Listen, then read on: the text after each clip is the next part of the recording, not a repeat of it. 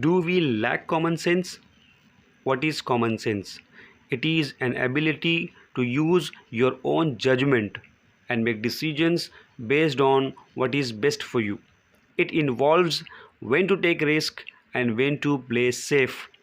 It means understanding what is going on in your life that impacts your health, your relationship, and your work. People overthink about results without taking actions. Nowadays, everywhere, including restaurants and barbers shop, people discuss about the election 2024 in India. But my question is, what actions have we taken so far? Remember, common sense is not so common. Common sense can be developed through learning from the past mistakes, speak less, do more, and lastly, questioning everything before taking a final decision. This is a wake up call for Bhivandikars. This is Azhar signing off. Thanks a lot.